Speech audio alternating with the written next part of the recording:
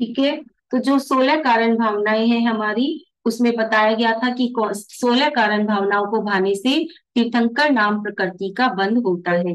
कौन कौन सी भावनाएं थी? दर्शन विशुद्धि, विनय संपन्नता, शील व्रतेश वनतिचार, अभीक्ष ज्ञानोपयोग, संवेग, शक्ति तस त्याग, शक्ति तस तप, साधु समाधि, व्याव्रत करण, अरहत भक्ति, आचार्य भक्ति, बहुश्रुत भक्ति, प्रवचन भक्ति, आवश्यका परिहारिणी, मान प्रभावना और प्रवचन वत्सलत्व। ये हमारी कितनी भावनाएं थी? ये 16 भावनाएं होती हैं जिन्हें भाने से क्या होता है? दर्शन, तीर्थंकर नाम प्रकृति का बंध होता है। लेकिन इनमें जो सबसे ज्यादा इंपॉर्टेंट होती है वो होती है हमारी पहली भावना, यानी कि दर्शन विशुद्धि भावना। ठीक है। अगर हमारा सम्यक दर्शन की ही हमें प्राप्ति नहीं होगी तो आगे की जितनी भी अगर भावनाएं हैं, अगर वह हम प्रकट भी कर लेते हैं तो उनका कोई औचित्य नहीं रह जाता, क्योंकि जो सबसे ज्यादा जरूरी होती है वो होती है हमारी दर्शन विशुद्धि भावना।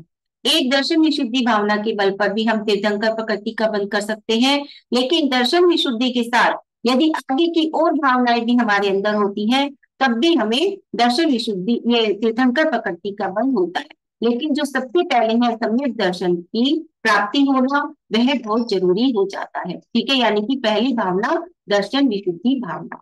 अब ये भावनाओं का वर्णन आगे चलेगा हमारा, जो अब क्योंकि हमारे भाद्रपद लगने वाले हैं, भादवे, तो उसमें 16 कारण भावनाएं भाई जाती हैं, और वो 16 कारण भावनाएं तब हम उन्हें डिटेल से समझाएंगे। ठीक है। अब आगे चलते हैं कि नीच गोत्र के आश्रव के कारण। देखिए इसमें आश्रव के कारण निकल रहे थे कि कौन कौन से कर्म के आश्रव के क्या क्या कारण होते हैं। तो यहाँ पर बता रहे हैं नीच गोत्र के आश्रव के क्या कारण है। तो परात्म निंदा प्रशंसे सद सद गुणोच्छादनोत भावने चा नीचे गोत्रस्य, यानी कि दूसरे की निंदा करना, अपनी प्रशंसा करना। ठीक है। तथा दूसरे के मौजूद गुणों को छिपाना और अपने अप्रकट गुणों को प्रकट करने से नीच गोत्र का आश्रय होता है। इससे दूसरों की निंदा करने से और अपनी प्रशंसा करने से, अपने दूसरों के गुणों को छिपाने से, और अपने अंदर वो गुण है भी नहीं लेकिन फिर भी उन गुणों को प्रकट करने से, है ना। जो कि हमारे अंदर गुण नहीं है फिर भी ये कह देना नहीं हमें तो ये भी आता है, हमें तो ये भी आता है, अपनी ही प्रशंसा करना अपने ही मुंह से, तो वह सब क्या है? नीच गोत्र के आश्रव के कारण होते हैं। उसके बाद आते हैं उच्च गोत्र के आश्रव के क्या कारण है। तो इनसे उल्टा कर देंगे। ठीक है। तो देखिए, तद विप्रयो नीचई व्रत नुत से को जो तरस्य, यानी कि नीच गोत्र के आश्रव से जो विपरीत होते हैं, यानी कि पर की प्रशंसा करना, आत्म निंदा करना और नम्र व्रति रखना, यानी कि सबसे मृदु व्यवहार करना, तथा मद का अभाव, मद यानी कि अहंकार, जो 8 प्रकार के मद होते हैं उनका त्याग, उनका अभाव, ये क्या है? उच्च गोत्र कर्म के आश्रम के कारण होते हैं। देखिए कितना अच्छा बता दिया। यानी कि पर की प्रशंसा करना, हमेशा दूसरों की प्रशंसा करना, दूसरों के गुणों को उजागर करना, और आत्म निंदा करना, अपनी आत्म निंदा करते रहना, कि आत्मगर्हा करना कि हमारे अंदर ये दोष है, इस प्रकार से, चाहे वो प्रभु के सामने, चाहे गुरु के सामने, चाहे स्वयं के सामने। ठीक है, इस प्रकार से आत्म निंदा करते रहना, नम्र व्रति रखना, हर हर एक से मृदु व्यवहार करना, और अपने जो 8 प्रकार के मद है, ज्ञान का मद, पूजा का मद, रूप का मद, जाति का मद, कुल का मद, ये जो 8 प्रकार के जो मद होते हैं, धन का मद, तो इनका अभाव, यानी कि ये अपने अंदर प्रकट ना होने देना, ये अहंकार, तो वो क्या होते हैं? उससे क्या होता है? उच्च गोत्र कर्म का आश्रम होता है। यानी कि आप कितने ही ज्ञानी हो जाए फिर भी मृदु होकर यही कहेंगे कि मुझे तो कुछ भी नहीं आता, आज जो भी कुछ हूं मैं क्या हूँ? अपने गुरुओं के कारण हूँ, अपने कुल के, अपनी धर्म के कारण हूँ, इस प्रकार से कहना, अपने आप को हमेशा नीचा छोटा ही रखना। तो इस प्रकार से क्या है? ये सब हमारे उच्च गोत्र के आश्रम के कारण होते हैं। अब आता है अंतराय कर्म के आश्रम के क्या कारण होते हैं। अभी ये नाम कर्म हमारा चल रहा था, ठीक है। अब आएगा हमारा अंतराय कर्म, कि अंतराय कर्म के आश्रम के क्या कारण होते हैं। तो विघ्न करण मंत्रायस्य, यानी कि पर के दान, लाभ, भोग, उपभोग और वीर्य। देखिए अंतराय 5 प्रकार से अंतराय कर्म बनता है। दान में, मान लीजिए कोई दान दे रहा है तो उसको रोक देना, ठीक है। लाभ, किसी को किसी चीज की लाभ की प्राप्ति हो रही है लेकिन आपने उसमें विघ्न डाल दिया। मान लीजिए कोई मंदिर जाना चाहता है तो उससे क्या, उसका पुण्य बढ़ेगा, उसे लाभ प्राप्त होगा, लेकिन हमने विघ्न डाल दिया, नहीं नहीं मंदिर नहीं जाना, अभी नहीं जाना, तो हमने उसमें विघ्न डाल दिया। तो वो क्या है, जो उसको पुण्य लाभ की प्राप्ति हो रही थी हमने उसको विघ्न डाल दिया कि पहले काम खत्म कर लो तब जाना। तो क्या हो गया, ये हमारा ही अंतराय कर्म बन रहा है, सामने वाले का कुछ भी नहीं बिगड़ रहा है। भोग में, मान लीजिए कोई भोग की वस्तु है और किसी को प्राप्त हो रही है लेकिन हम उसमें अंतराय डाल दें, उपभोग में अंतराय डाल दें। और वीर्य में, किसी की शक्ति में, मान लीजिए किसी के अंदर शक्ति है व्रत उपवास करने की, लेकिन हम कह दें नहीं नहीं क्या करोगे तुम व्रत उपवास करके, घर के काम कौन करेगा, कोई 10 उपवास रखने लग जाए और हम कह दें नहीं नहीं नहीं तो नहीं करने हैं उपवास, ठीक है। सिर्फ अपनी सुविधा के लिए, हम सामने वाले की शक्ति है उसके अंदर 10 उपवास करने की, लेकिन हम उसमें क्या कर रहे हैं, विघ्न डाल रहे हैं, उसको करने नहीं दे रहे हैं। तो ये क्या हो गया, हमने उसके वीर्य में यानी कि उसकी शक्ति में विघ्न डाल दिया। तो ये सब क्या है, अंतराय कर्म के आश्रव के कारण बनते हैं, ठीक है। जैसे दान देने से विघ्न करने में दान अंतराय कर्म बनता है, तो इस प्रकार से लगा लेंगे। फिर लाभ में लाभ अंतराय, भोग में भोग अंतराय, फिर उपभोग में उपभोग अंतराय, और वीर्य में वीर्यान्तराय। तो इस प्रकार से ये 5 प्रकार के अंतराय कर्म के आश्रम होते हैं, ठीक है। तो इसके साथ ही हमारा छठा अध्याय यहाँ पर समाप्त होता है। अब उसके बाद हम जो 7वां अध्याय, अभी तो देखिए अशुभ अशुभ सब चल रहा था, आश्रव तत्व हमारा चल रहा था। अब ये क्या है कि जो सप्तम अध्याय में आएगा कि जो शुभ आश्रम है उनका वर्णन किया जाएगा, ठीक है। और जो हमारी 12 व्रत होते हैं उनकी जो भावनाएं होती हैं, तो किस किस प्रकार से उनमें भी हमारे क्या होता है, भावनाएं बताएंगे पहले, फिर उसके बाद क्या क्या करना चाहिए, यानी कि यहाँ से हमारा चारित्र शुरू हो जाएगा। क्योंकि 12 व्रत क्या है, हमारे गृहस्थ के करने योग्य कार्य होते हैं, 12 जो व्रत होते हैं हमारे, ठीक है। तो उनमें क्या क्या भावनाएं होती हैं एक एक के अंदर, जैसे अहिंसा अनुव्रत वगैरह है, तो यहाँ अनुव्रत और बाद में महाव्रतों का वर्णन चलेगा। तो उसकी क्या क्या भावनाएं होती हैं, तो इन्हीं सबको लेकर हमारा ये सप्तम अध्याय शुरू होता है, ठीक है। तो देखिए, सबसे पहले व्रत का लक्षण बता रहे हैं कि व्रत का लक्षण क्या है। तो देखिए, हिंसा व्रत स्तेया ब्रह्म परिग्रहेभ्यो विरतिर व्रतम, यानी कि हिंसा, झूठ, चोरी, कुशील और परिग्रह, इन 5 पापों का बुद्धिपूर्वक त्याग करने को व्रत कहते हैं। व्रत किसे कहते हैं, ये जो 5 पाप होते हैं हमारे, हिंसा, झूठ, चोरी, कुशील और परिग्रह, ये जो 5 पाप हैं इनका बुद्धि पूर्वक त्याग कर देना, उसी को व्रत कहते हैं। यानी कि हम हर चीज को क्या कर रहे हैं, हिंसा नहीं कर रहे, हर चीज जो भी हम आरंभ परिग्रह कर रहे हैं तो उस प्रकार से कर रहे हैं, उसमें सावधानी पूर्वक कर रहे हैं कि हमसे किसी भी प्रकार की हिंसा ना हो। तो जो हम सावधानी रख रहे हैं हर कार्य करने में, वही क्या है, बुद्धि पूर्वक कार्य हमारा हो रहा है, और वही क्या हो जाते हैं, अहिंसा व्रत के अंदर आ जाते हैं, ठीक है। तो इस प्रकार से उसके बाद व्रत के भेद बता रहे हैं कि व्रत के क्या भेद है, अभी व्रत की परिभाषा बताई, अब व्रत के भेद बता रहे हैं। तो देश सर्वतोणु महति, यानी कि व्रत के 2 भेद होते हैं, अणुव्रत और महाव्रत, ठीक है। 2 भेद हो गए व्रत की, अणुव्रत और महाव्रत। अणुव्रत क्या है, इन सारी पापों का एक देश त्याग करने को अणुव्रत कहते हैं। और महाव्रत 5 पापों का सर्वदेश त्याग करने को महाव्रत कहते हैं। देखिए, जो गृहस्थ होते हैं वो अणुव्रत का ही पालन कर सकते हैं, क्योंकि वो पूर्ण रूप से हिंसा का त्याग नहीं कर सकते, क्योंकि उन्हें आरंभ परिग्रह करना पड़ेगा, है ना। और स्थूल झूठ भी बोलना पड़ता है सूक्ष्म रूप से, कि जैसे बच्चों के लिए बोल दिया कि कुछ ना कुछ उन्हें गृहस्थ में रहते हुए, या व्यापारी हैं तो उनको भी थोड़ा बहुत झूठ उनको अपना व्यापार चलाने के लिए बोलना पड़ता है। तो इस प्रकार से जो गृहस्थ होते हैं वो अणुव्रती होते हैं। और जो हमारे दिगंबर मुनिराज होते हैं, यानी कि छठे गुण स्थान से ऊपर जितने भी मुनिराज हैं और साथ ही छठे गुण स्थान वाले, वह महाव्रती की कोटि में आ जाते हैं, क्योंकि उनके 5 पापों क्या, सर्वदेश यानी कि पूरी तरह से उनका त्याग हो जाता है। फिर है व्रतों की स्थिरता के क्या कारण है, कि व्रत में स्थिरता कैसे आ सकती है। व्रत तो ले लिए हमने, लेकिन वो स्थिर कैसे रहे, हम उनमें चलायमान ना हो, तो इसके लिए हम क्या करेंगे। तो देखिए, तीसरा हमारा सूत्र है, ततस्थैर्यार्थम भावना पंच पंच, यानी कि उन व्रतों की, तटस्थ यानी कि उन व्रतों की जो ऊपर हमने कहा है स्थिरता के लिए, कि वह हमारे टिके रहे, किसी भी प्रकार का उनमें दोष ना लगे। तो इसके लिए हर व्रत की पांच पांच भावनाएं होती हैं, यानी कि प्रत्येक व्रत की पांच पांच भावनाएं होती हैं। अब भावना क्या है? किसी वस्तु का बार बार चिंतन करने को भावना कहते हैं।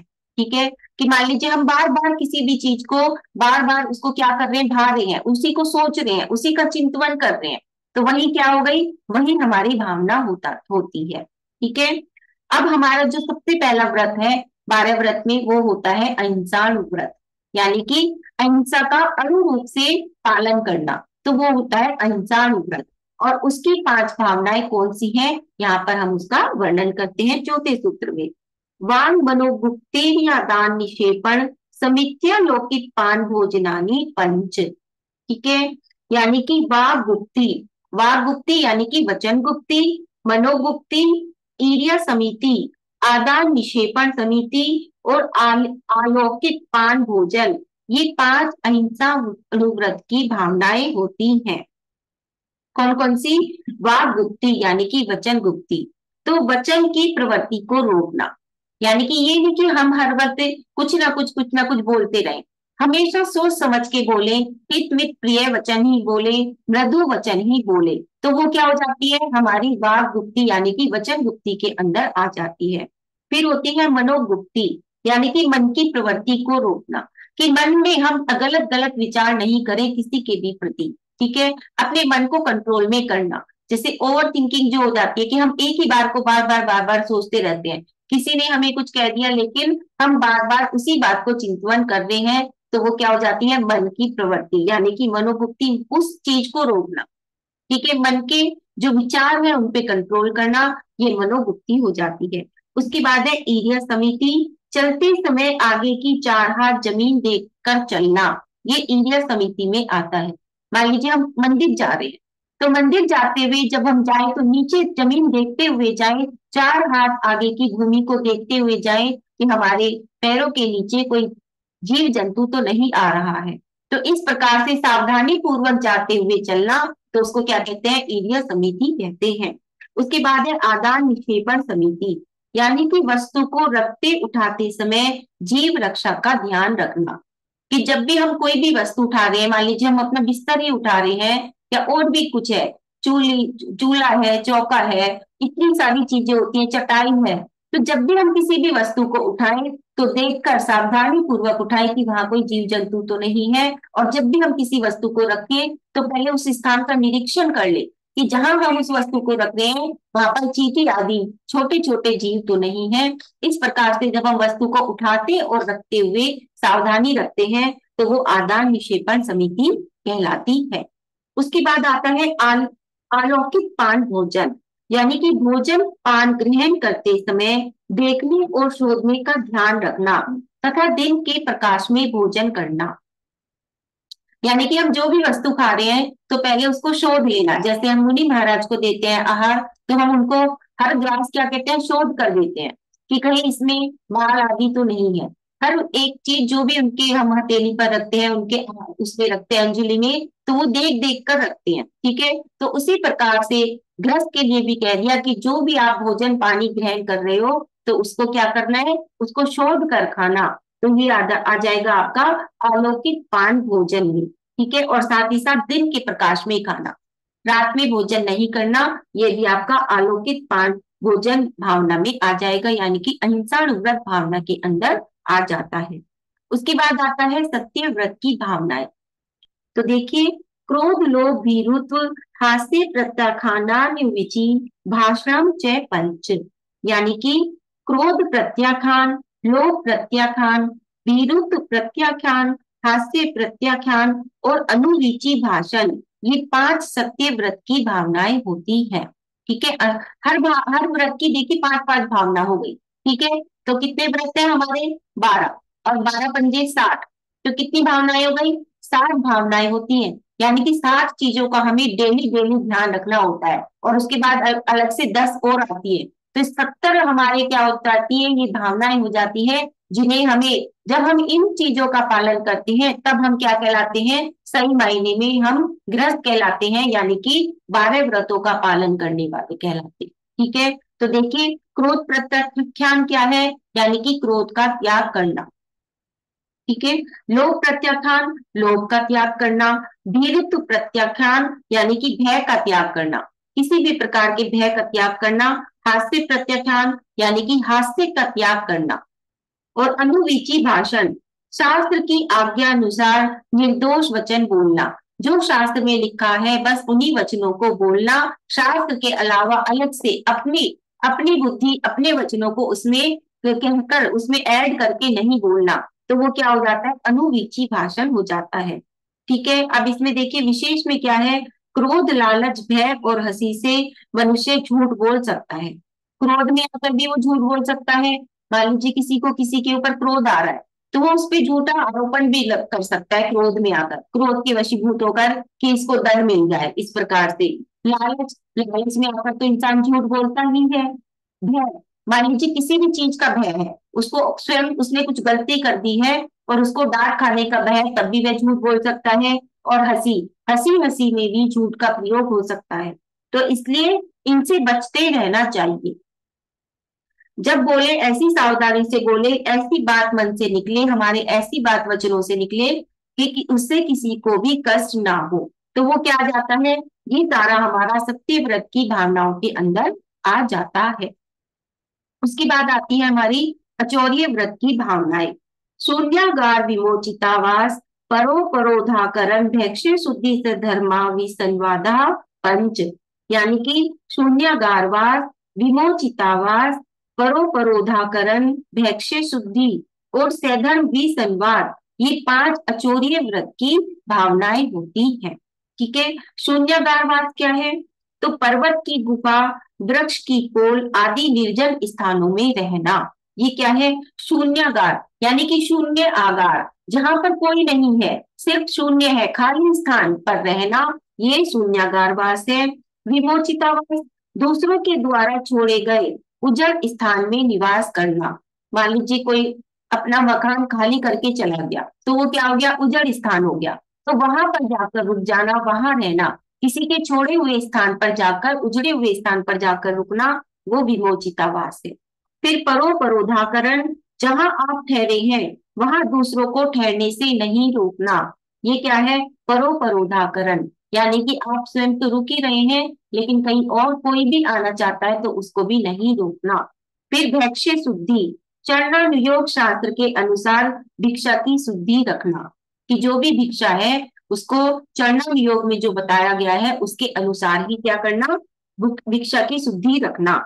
संत से धर्मा भी संवाद, से धर्मी भाइयों से यह हमारा है, यह आपका है इत्यादि कलह नहीं करना, यानी कि आपके जो सहधर्मी भाई हैं उनके साथ ये नहीं कहना कि नहीं नहीं ये तो मेरी चीज है, नहीं नहीं ये तो आपकी चीज है, इस प्रकार से मेरा तेरा नहीं करना साधर्मी जनों के साथ, तो वे क्या आ जाता है, सहधर्मा विसंवाद हो जाता है।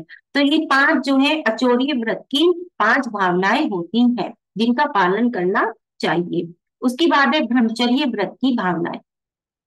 स्त्री राग कथा श्रवण, तन मनोहरांग निरीक्षण, पूर्व व्रतानुस्मरण, रस सब शरीर संस्कार त्यागा पंच। यानी कि स्त्री राग कथा श्रवण त्याग, तन मनोहरांग निरीक्षण त्याग, पूर्व व्रतानुस्मरण त्याग, भ्रष्ट ये रस त्याग और सब शरीर संस्कार त्याग, ये 5 ब्रह्मचर्य व्रत की भावनाएं होती हैं। कौन कौन सी इनको समझते हैं हम, स्त्री राग कथा श्रवण त्याग, देखिए नाम से ही पता चल रहा है, स्त्री और राग की कथा को सुनना और कहना, इन चीजों का त्याग करना, यानी कि स्त्रियों में राग बढ़ाने वाली जो कथाएं होती हैं उनको सुनने का भी त्याग करना, और कहने का तो त्याग है ही है, लेकिन सुनने का भी त्याग करना, तो ये क्या है, ब्रह्मचर्य व्रत की पहली भावना होती है। फिर होता है तन मनोहरांग निरीक्षण त्याग, यानी कि स्त्री की सुंदर आंगों पांग के देखने का त्याग करना, ये हमारी ब्रह्मचर्य व्रत की दूसरी भावना आती है। तीसरी भावना है पूर्व व्रतानुस्मरण त्याग, यानी कि अव्रत अवस्था में भोगे हुए विषयों के स्मरण का त्याग करना। जो अव्रत अवस्था है, जो हमने यानी कि व्रत लेने से पहले जब हमने अव्रत अवस्था में थे, तो उस समय जो हमने भोग भोगे थे, तो उनको भी याद नहीं करना। क्योंकि यदि हम उनको भी याद करते हैं कि हमने तो पहले ऐसे करते थे, हम तो पहले ये करते थे, हम तो पहले इस प्रकार से करते थे, तो इस प्रकार से व्रत लेने के बाद में उन सब चीजों को स्मरण करने का भी त्याग कर देना, ये पूर्ण व्रतानुस्मरण त्याग कहलाता है। फिर ये रस त्याग यानी कि काम वर्धक और गरिष्ठ रसों का त्याग करना, यानी कि भोजन में हल्का भोजन करना। ठीक है, तो वो क्या आ जाएगा, वो आपका आ जाएगा कि गरिष्ठ रसों का त्याग कर देना। तो और जो काम वर्धक काम को बढ़ाने वाले हैं और गरिष्ठ रस है उनको त्याग करना। फिर शरीर संस्कार त्याग, अपने शरीर के कामोद्दीपक संस्कारों का त्याग करना, यानी कि शरीर को सजाना नहीं। तो ये सब क्या है, ब्रह्मचर्य अनुव्रत की भावनाएं होती हैं। पांच, उसके बाद आती है परिग्रह त्याग की भावनाएं। देखिए आज यही वाली कक्षा चलाएंगे हम एक दो दिन, क्योंकि मैं चाह रही हूँ कि हमारा तत्वार सूत्र जल्दी जल्दी से खत्म हो जाए। 7वां अध्याय हमारा शुरू हो चुका है, और जो 10 लक्षण है, 10 लक्षण कह रही हूँ मैं, भात प्रद आने वाला है, हमारा शुरू होने वाला है 31 तारीख से। तो जैसे हमने पिछले साल 16 कारण भावनाएं की कक्षा चलाई थी, अगर संभव हुआ हमारी तत्वार सूत्र की कक्षा पूरी हो गई, तो हम चाहेंगे कि उसमें फिर हम 16 कारण भावनाओं को फिर से लें शाम की क्लास में 7 से 7:30 बजे। ठीक है, अगर संभव हुआ तो इसीलिए ये तत्वार सूत्र 2-3 दिन में, एक हफ्ते में जल्दी जल्दी इसको खत्म करने का प्रयास करते हैं। चलिए उसके बाद है परिग्रह त्याग की भावनाएं। मनोज्ञ मनोज्ञेंद्रिय विषय राग द्वेष वर्जनानी पंच, यानी कि पांचों इंद्रियों के इष्ट विषयों में राग नहीं करना और अनिष्ट विषयों में द्वेष नहीं करना, ये 5 परिग्रह त्याग व्रत की भावनाएं होती हैं।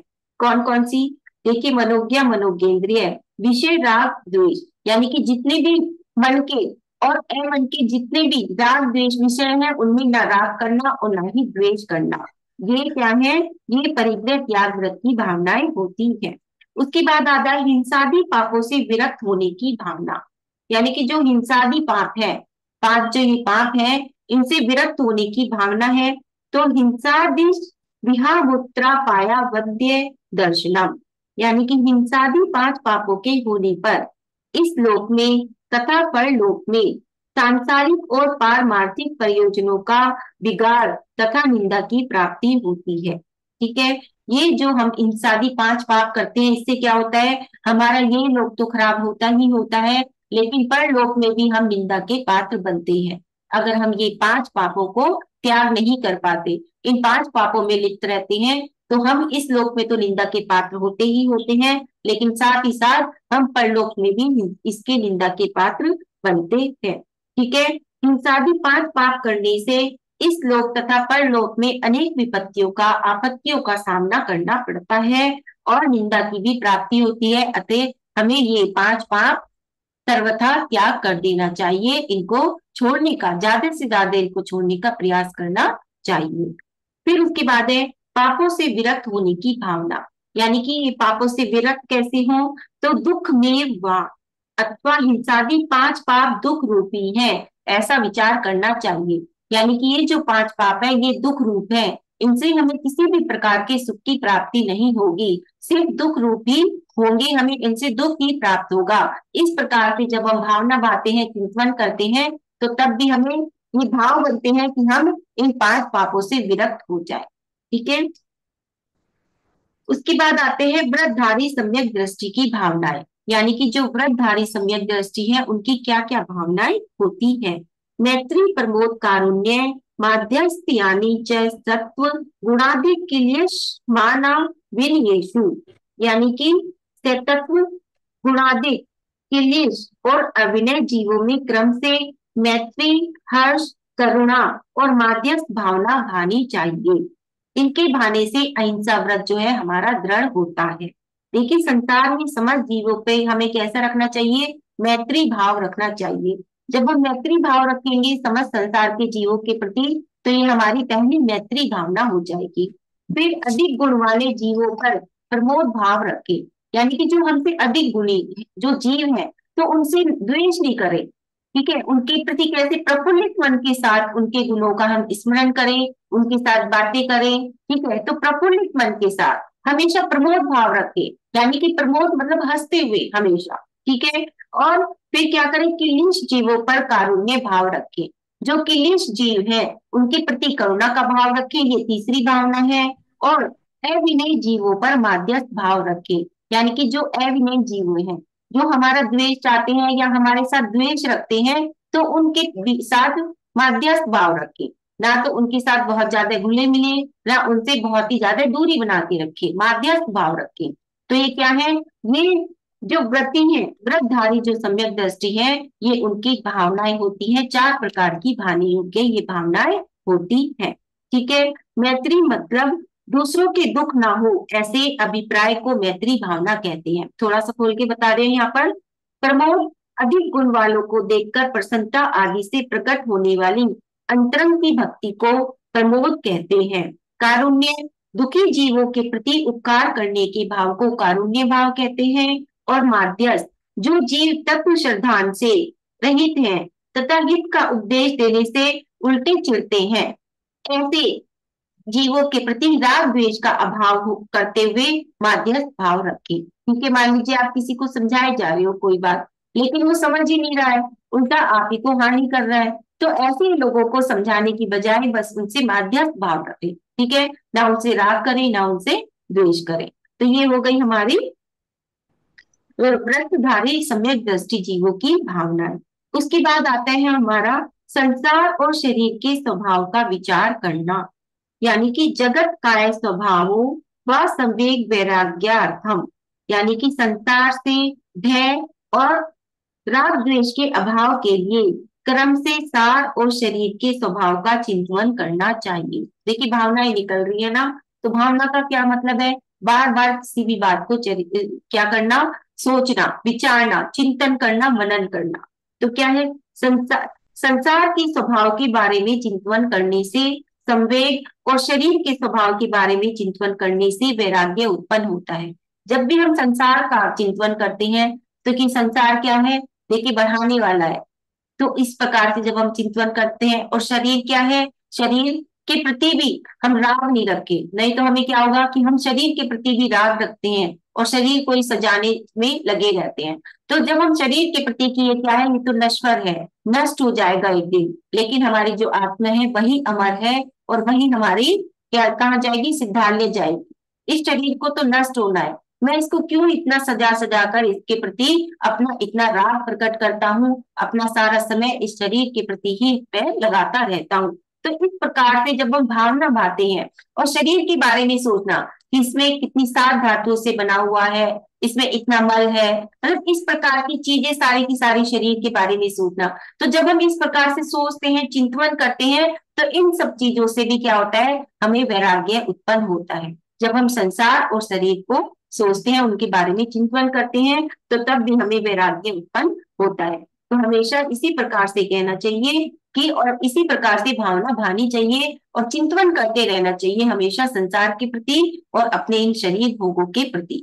ठीक है, फिर उसके बाद आता है हिंसा पाप का लक्षण, यानी कि प्रमथ योगात प्राण व्यपरोपणम हिंसा, प्रमाद के योग से यथा संभव द्रव्य प्राण या भाव प्राण का वियोग करना हिंसा कहलाती है।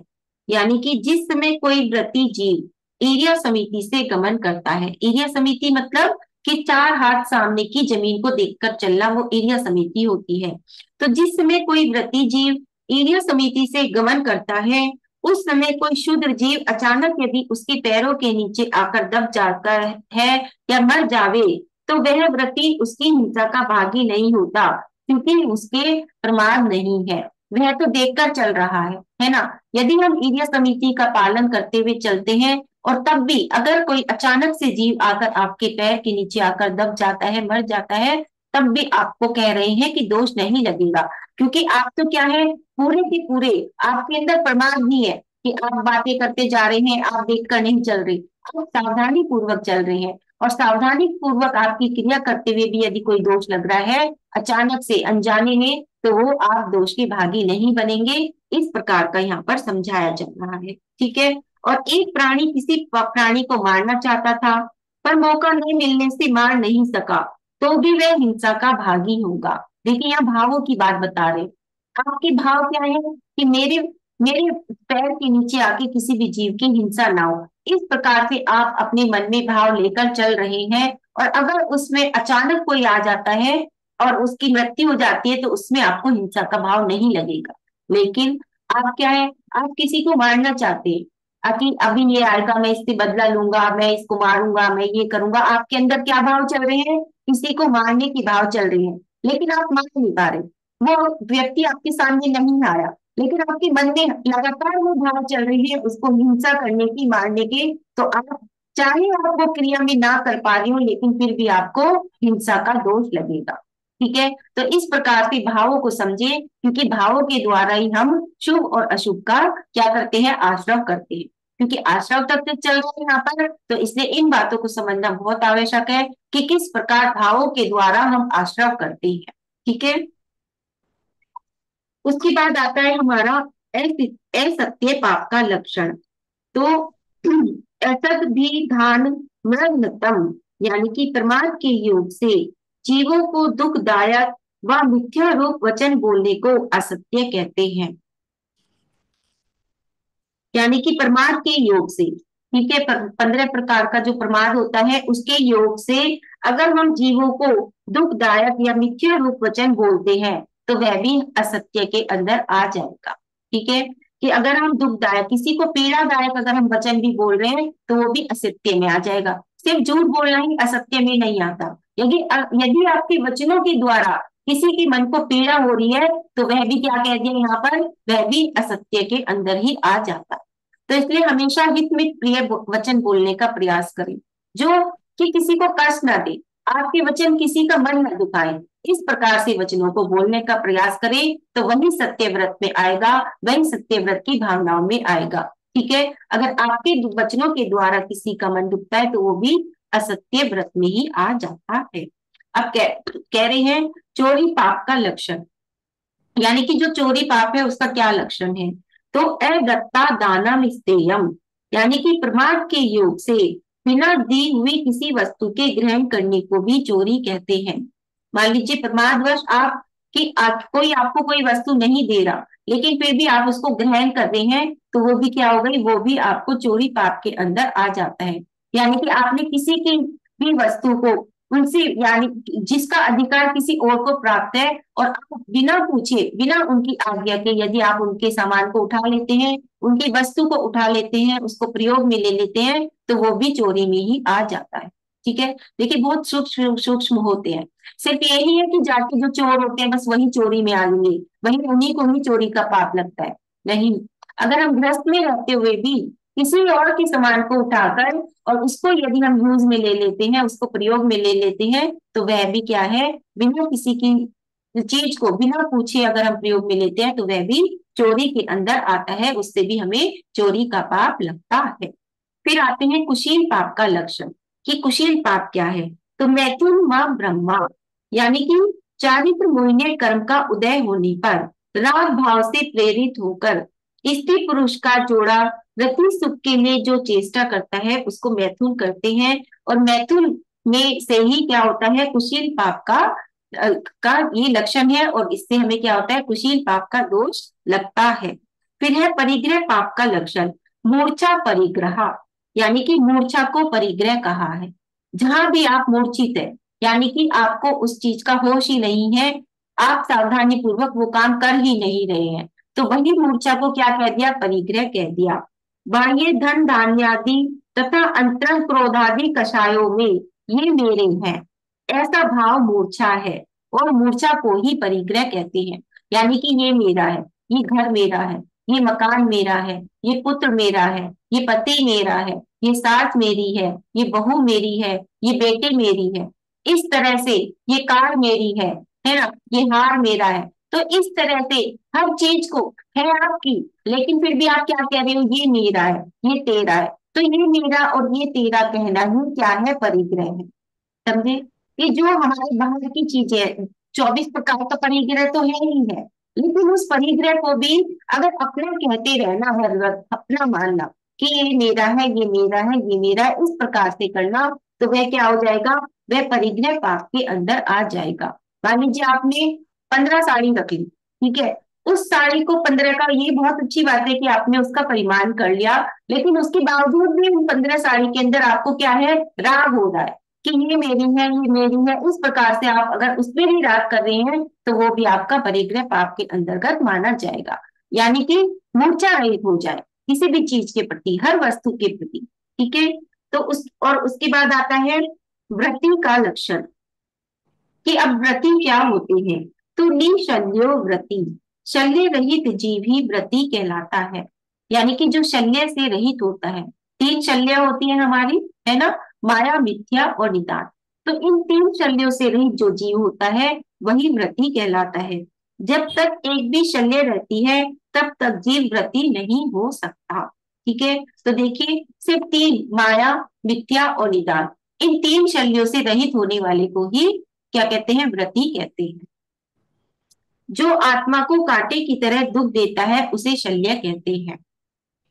ठीक है, शल्य क्या है, जो आत्मा को कांटे की तरह, कांटे की तरह कैसे, मान लीजिए कोई आपके छोटा सा कांटा चुभ जाता है आपके पैर में या हाथ में, तो आपको वो कितना दुख देता है, जब तक आप उसे पिन से निकाल नहीं लेते, हल्की से भी पास यदि आपके हाथ में चुभ जाती है काम करते हुए, तो आपको कितना दुख देती है, कितनी पीड़ा देती है, जब तक वो आपके बॉडी में से, शरीर में से बाहर निकल नहीं जाती वो हल्की सी चुभी हुई पास, तब तक वो आपका ध्यान बार बार वही जाता है, और आप जब तक उसको पिन के द्वारा निकाल नहीं लेते तब तक आपको शांति नहीं मिलती। तो शल्य भी वही है। मान लीजिए किसी ने छोटी सी बात कह दी और वो आपके अंतरंग में इतनी चुभती रहती है, इतनी चुभती रहती है कि वह आप उसी के बारे में निरंतर लगातार चिंतन करते रहते हैं, कई कई दिन एक उस छोटी सी बात को लेकर आप चिंतन करते रहते हैं, किसी की कहीं छोटी सी बात आप पर इतना असर कर जाती है, तो वो क्या है, ये शल्य के अंतर्गत आता है। ठीक है, तो इस प्रकार से जो आत्मा को कांटे की तरह चुभे, है ना, जो बात हमारे आत्मा में बार बार चुभती रहे कांटे की तरह, कि उसने मुझे ऐसा कह कैसे दिया, उसने मुझे ये कह क्यों दिया, इस प्रकार जो बात हमेशा हमारे अंदर चुभती रहे वह क्या हो जाती है, वह इसमें शल्य के अंतर्गत आती है। ठीक है, अब माया शल्य क्या है, तो देखिए छल कपट करना, ये माया शल्य में आएगा। मिथ्याचल्य, तत्व श्रद्धा का अभाव होना, यानी कि जो तत्वों के ऊपर जो हमें श्रद्धा होनी चाहिए, सात तत्वों पर, उसका अभाव होना, यानी कि सात तत्वों पर श्रद्धा नहीं करना, ये मिथ्याचल्य है।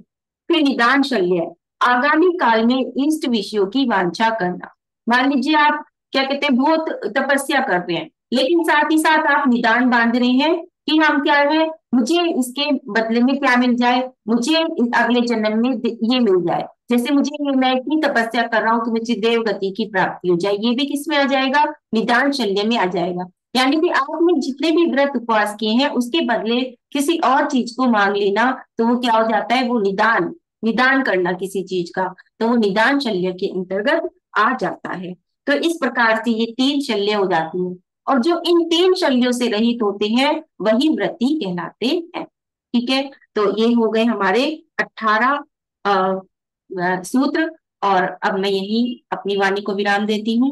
आगे के सूत्र हम कल लेंगे, और इसी प्रकार से हम ये तत्वार सूत्र अपना थोड़ा थोड़ा करके समाप्त करने का प्रयास करेंगे रक्षाबंधन से पहले पहले।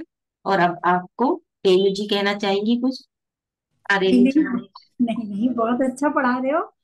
कि भावना कैसी होनी चाहिए वही बताया गया है इसमें, कि पांच व्रतों की भावनाएं, और आगे मैत्री, प्रमोद, कारुण्य और माध्यस्थ भाव।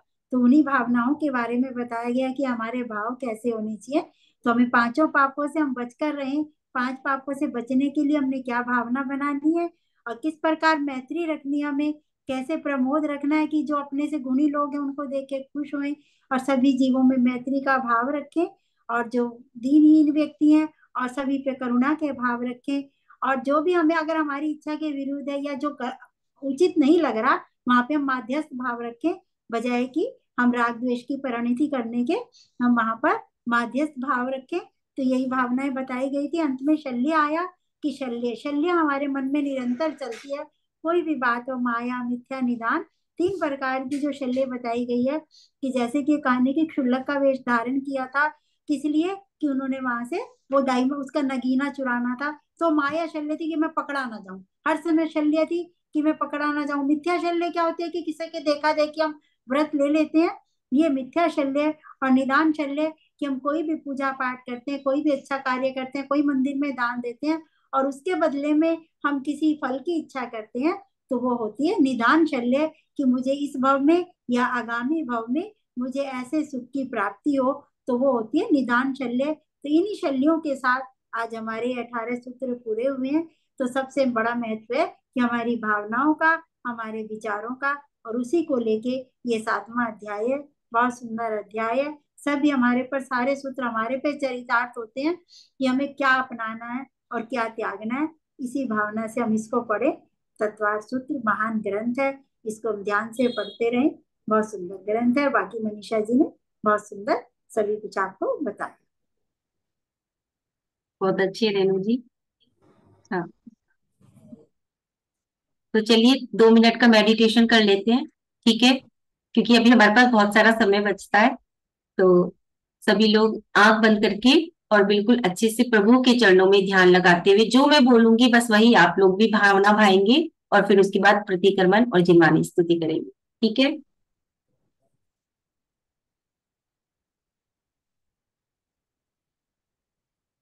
आंख बंद करेंगे सभी लोग।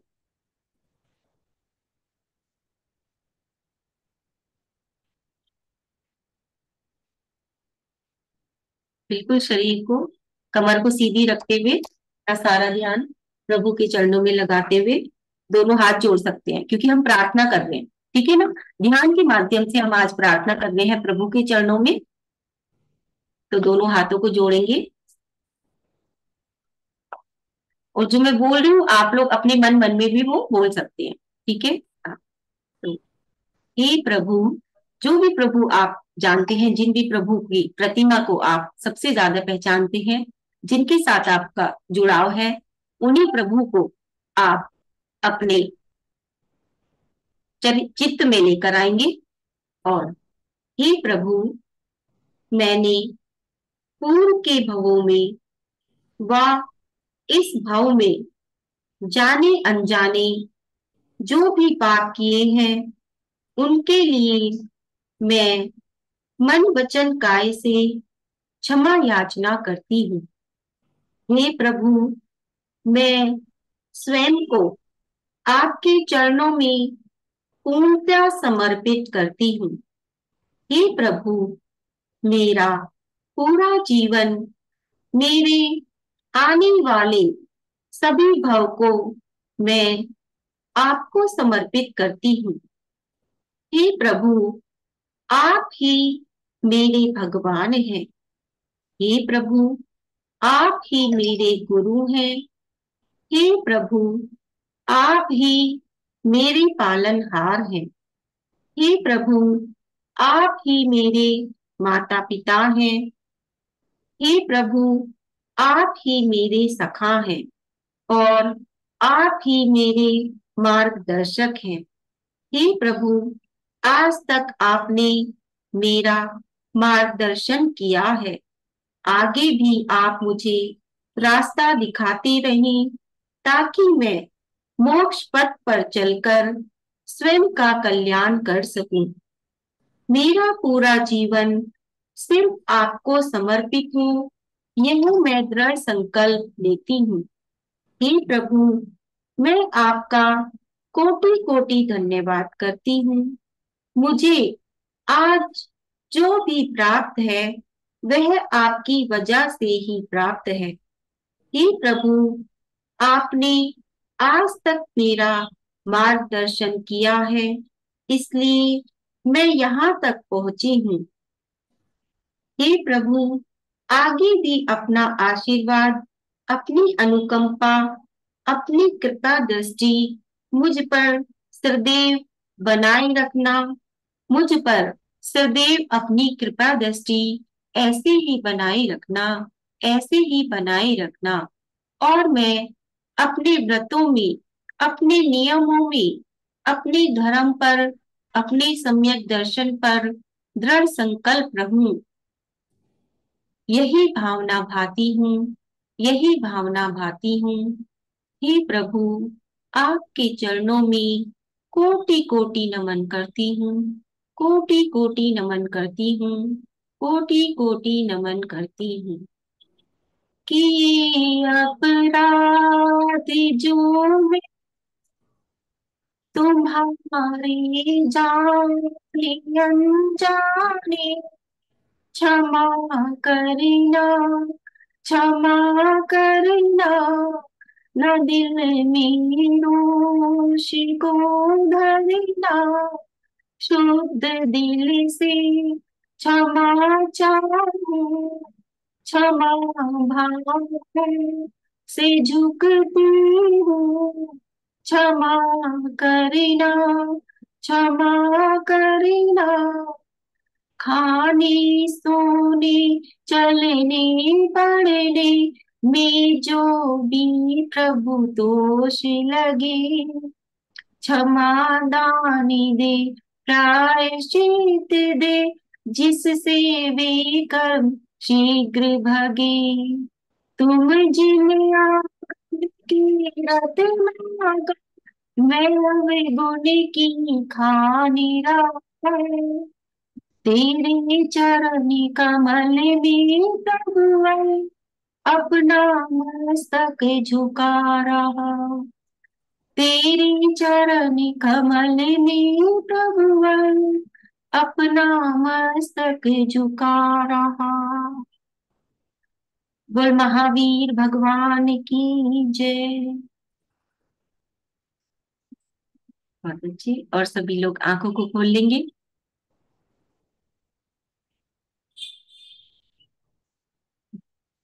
तो इस प्रकार की एक छोटी सी प्रार्थना हम सभी अपने शब्दों में रात्रि के समय सोते समय या फिर सुबह जब हम दर्शन करने जाएं तो प्रभु के चरणों में बैठकर हम ये छोटी सी प्रार्थना कर सकते हैं। ठीक है।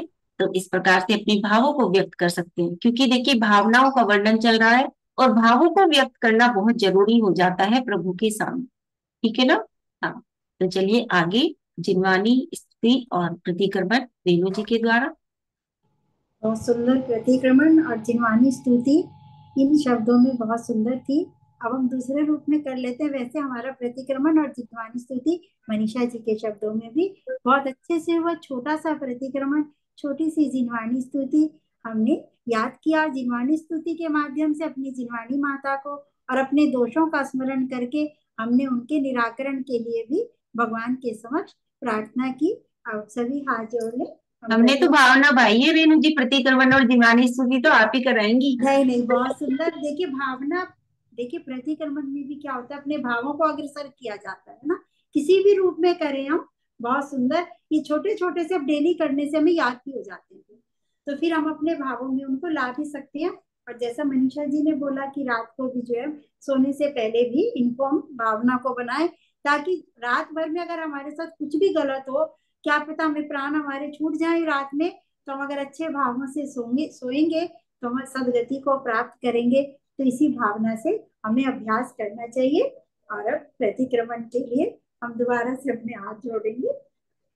मन वच काय से प्रभुवर अपना मस्तक झुका रहा, हर पल दोष किए मैंने, मैं अवगुण की ठान रहा, राग द्वेष की परिणति से मैं प्रतिपल संतप्त रहा, उन सब को मैं त्यागूं प्रभुवर ऐसी भावना बना रहा, सब जीवों में समता परिणति, भावों में भी मृदुता हो, कषाय से मैं विरक्त रहूं, वचनों में भी रिजुता हो, अब तक दोष किए जो मैंने प्रतिक्रमण में करता हूँ, वे सब मेरे मिथ्या हो, वे ऐसी कामना करता हूँ, अनुव्रतों को धारू प्रभु,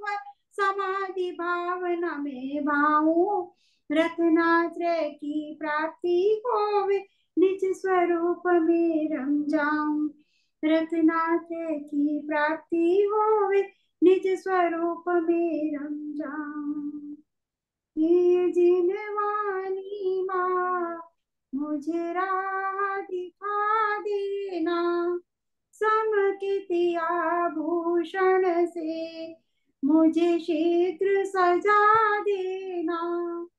अष्टांग को मैं पालूं, अष्टमद का नाश करूं, अष्टमूल गुण गारूं, अष्टकर्म का नाश करूं। मोक्ष का तिलक मेरे मस्तक पे लगा देना। संकित आभूषण से मुझे शीघ्र सजा देना। हे जिनवाणी माँ, मुझे राह दिखा देना। सभी 9 बार नमो पार्वती।